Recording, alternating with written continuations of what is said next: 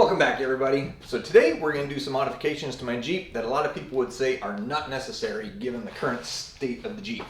Stock suspension, stock tires still. A lot of people, when they first get that shiny new off-road truck, they want to do something cool to it, slap a lift, slap some tires on it, and it looks awesome.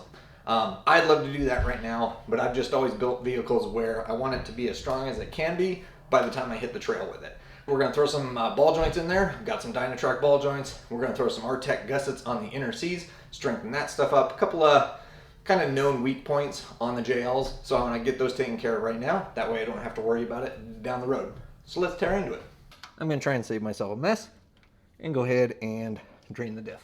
Next up, brake calipers have to come off. Anytime you pull the brake calipers, always make sure you support them, because that little rubber hose does not like supporting a decent chunk of steel here.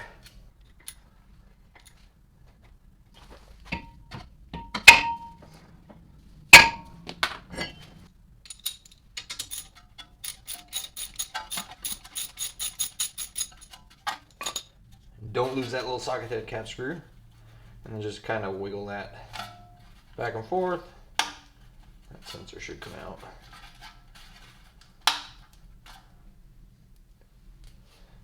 After you pull off a little dust cover.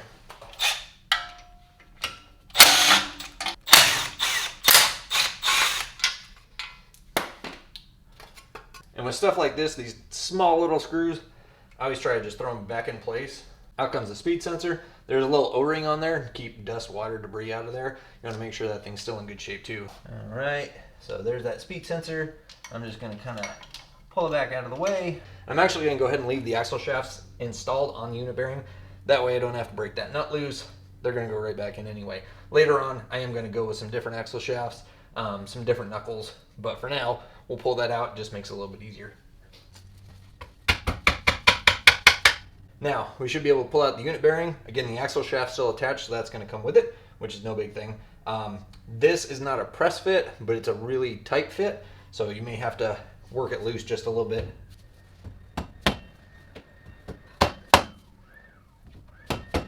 Once you get a little bit of a gap all the way around, you can get in there with a couple of screwdrivers. Be careful with a couple of screwdrivers. You don't want to mess up the surfaces there. And just kind of worry it out. There's the axle shaft and the unit bearing. Next up, pop the cotter pins loose on the castle nuts. Next up, the castle nuts.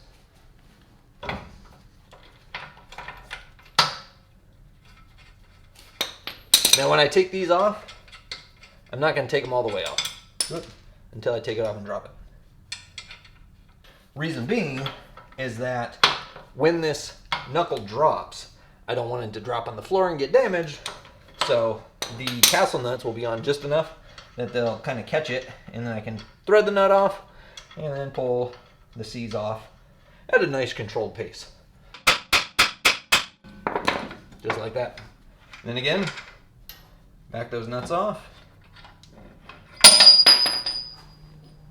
And there's a knuckle. And you don't want to lose those either. I got everything torn down, so we're finally ready to put on those inner C gussets. Take a look at what it actually takes to get to this point. So the reason you have to get the shock, the sway bar, track bar, all that stuff loose is because you need to be able to get the spring out of here to be able to weld right back in here, right up to the perch. There's that plastic isolator. You don't want to melt that thing. So basically you have to get all those things pulled loose to drop the axle housing down low enough to be able to get the spring out. Once the spring's out, now you can actually start fitting stuff up. You just drop them down from the top and they pretty much sit right in place. They've got these 4 alignment holders, 2 front, 2 back, so you can bolt them into the C, and then you just start tacking and burning it in.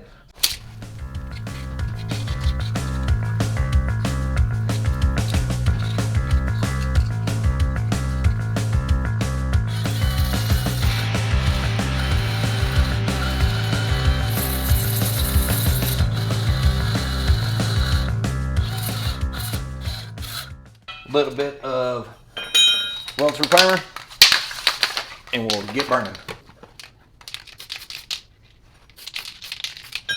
I usually just kind of fog that stuff on.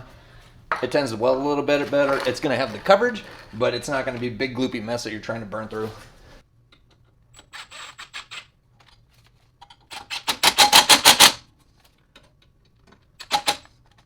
as I'm welding on the C here, I don't want to distort that press fit hole.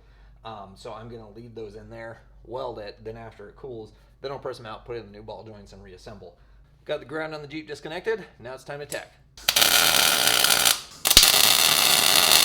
So these knuckles are steel, they're not cast iron, which welding to steel is not that big of a thing. Welding to cast iron like the center section is, that's a little bit more, you have to do a little bit more of a process. Only reason I'm throwing heat at this is you look at the meat of the inner C versus the 3/16 I think of the Artec truss pieces or gusset pieces. I just want to warm them up so it's going to take the weld a little bit better. The 3/16 is going to take the heat no problem whatsoever. I just want to make sure I'm getting good penetration into the C.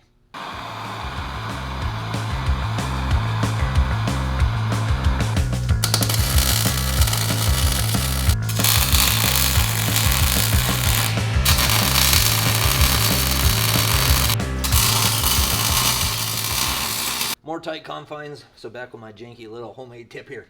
It works.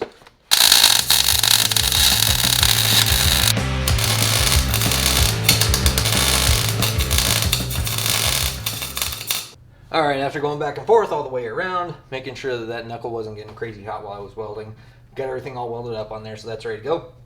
Now it's time for some paint. Just a quick scuff, clean it up, and we'll get some primer and then some paint on there.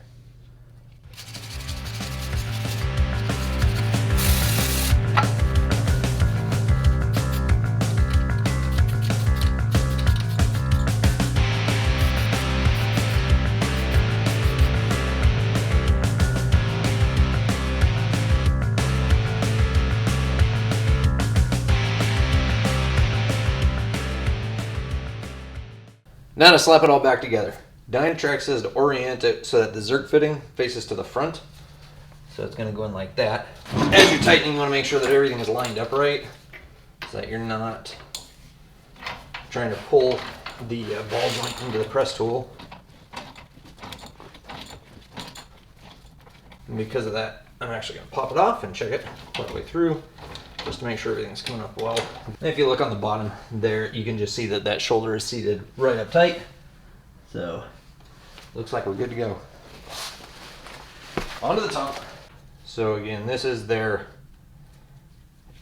install tool. Again, it's just a piece of round tubing, but you can see that it sits right there on that shoulder, and that way you're not pressing on the boot itself.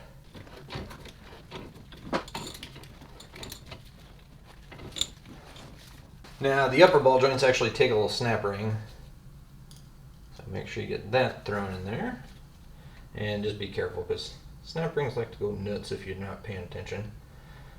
So just kind of get it started, and I like to take a screwdriver and just make sure, just gentle taps, that that snap ring is seated all the way in that receiver groove. Alright, I got all the suspension stuff kind of put back in place. Everything is just loose right now. I don't want to tighten anything down until it's sitting on its own weight. Now, I've got my stock knuckles, the stock aluminum knuckles. It's aluminum. You've got steel on aluminum, any place that you've got the tie rod ends, the ball joints, anything like that.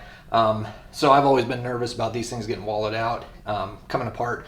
So one of the first things I wanted to get was steel knuckles. So I figure since we're torn apart this far, we might as well go ahead and throw the steel knuckles in.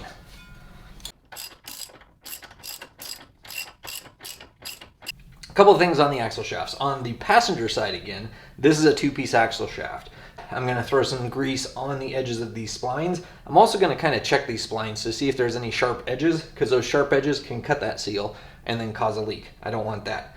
Another one is right here where the unit bearing goes into the knuckle. You can see there's a little bit of rust in there. I want to go ahead and scuff that up as well, just so that that's nice and clean. It's not going to have any interference or cause issues with the new knuckle.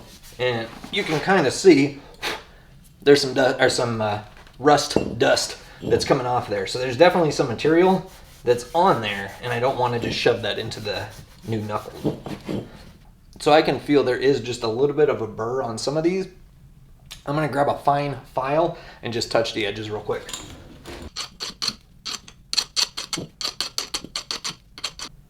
Alright, that's not catching near as bad. So I just want to clean that up, make sure those little metal particles I just knocked off don't mess anything up. You can see that U-joint's still nice and tight. The axle shaft is standing up, no problem.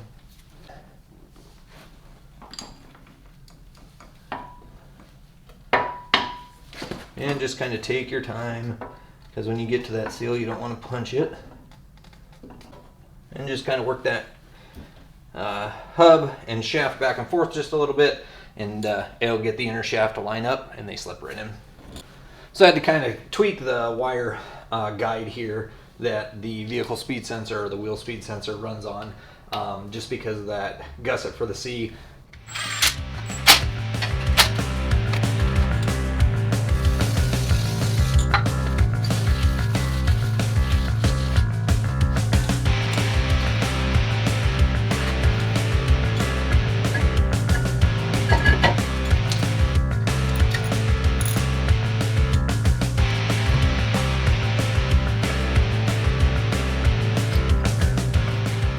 My audio went a little wonky on me, so we'll throw some voiceover action in here.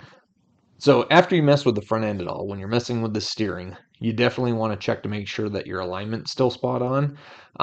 It's super simple to do, especially on a solid axle. How I do mine is I actually have these couple pieces of angle iron, and I just drilled some holes in them so that they'll bolt right up to that wheel hub on the rotor.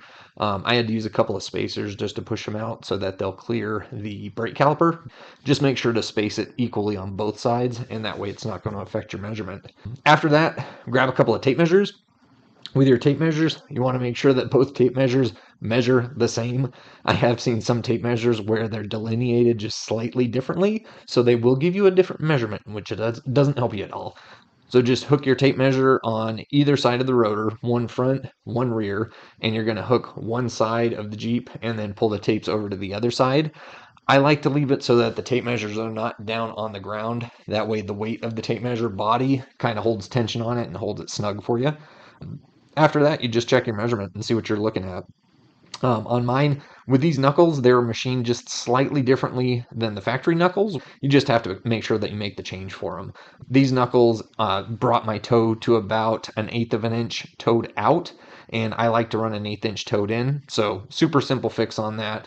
On the Jeep, you just loosen this pinch bolt here, and then there's this adjusting collar. It's like a two-way adjusting nut, so you only have to spin that one piece to make the adjustment all the way across. And just make the adjustment there so that you get your toe set just right. When you're done, make sure to tighten down that pinch bolt again. My steering wheel was off just a little bit as well.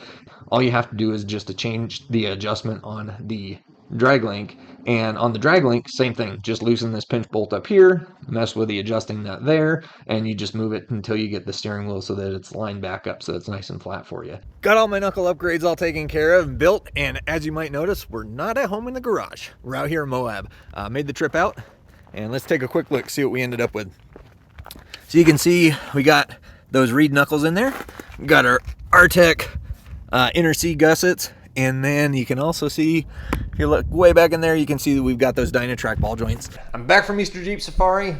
1,800 miles on the freeway. I don't know, 100, 200 miles off-road playing in the dirt. Absolute blast for sure. But everything held up great, going down the road just fine. So pretty awesome setup. Nice knuckles in there, nice ball joints. Everything turned out real good. Let me know what you guys think. Do you guys like beefing up your stuff before you actually put on the cool, shiny, awesome looking parts? Or do you just like to make it look good and then slowly peck away at the other stuff? Let me know. But that's about it on this one. We'll catch you guys on the next one.